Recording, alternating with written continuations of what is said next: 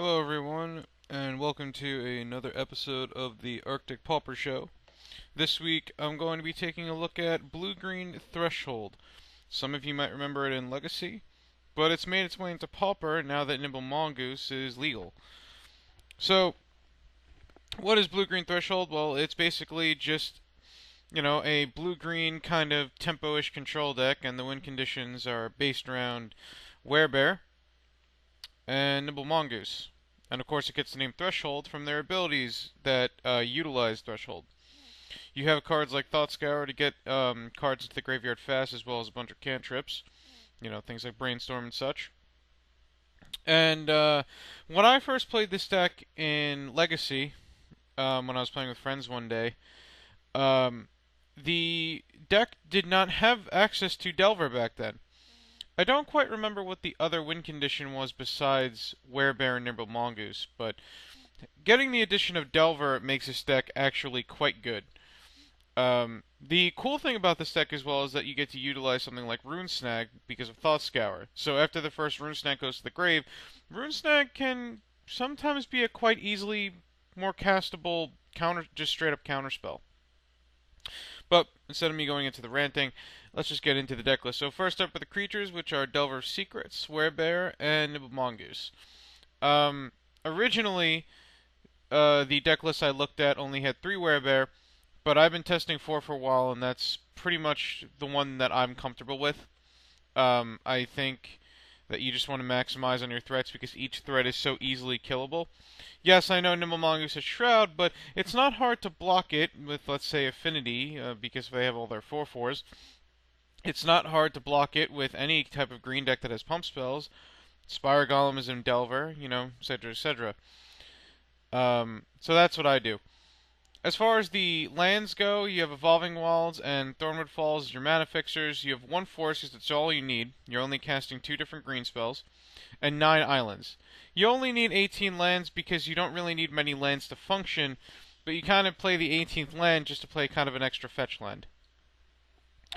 On to the spells for counter magic. You have 4 Rune Snag and 4 Counterspell. And then you have 1 Deprive that acts as kind of a 5th counterspell.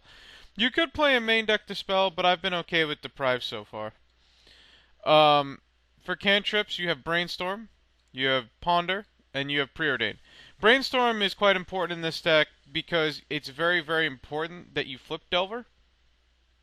But also because you play Thought Scour and Evolving Wilds, Brainstorm becomes a lot better because you can Brainstorm, put 2 dead cards on the top, Thought Scour them away.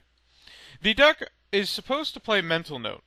But I don't like playing so many Thought Scour type effects, and I like Thought Scour better because you have the option of Thought Scouring your opponent just in case. So I chose to play Preordain over it, and I've been liking it so far. I think Preordain is a great addition to this deck. But I think Ponder is slightly better because Ponder works better with Thought Scour, and also being able to dig 3 cards deep instead of doing the Preordain tricks can be quite helpful.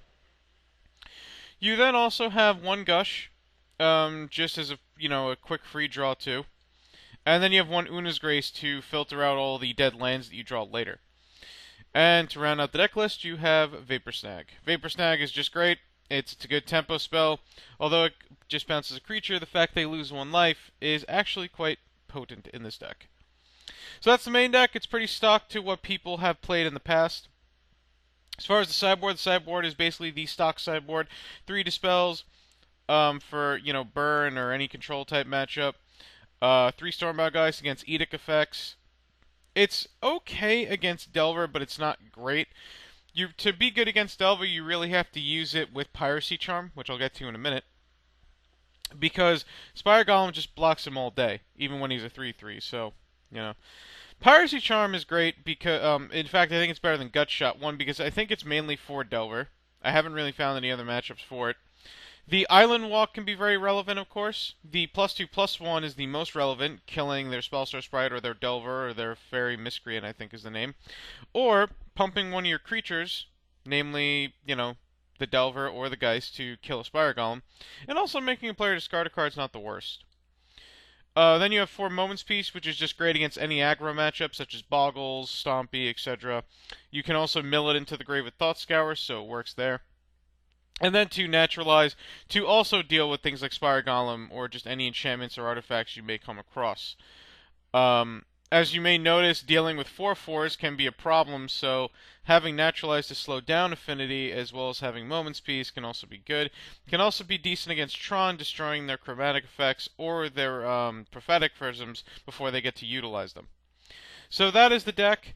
If you do notice, this is basically like Delver Blue.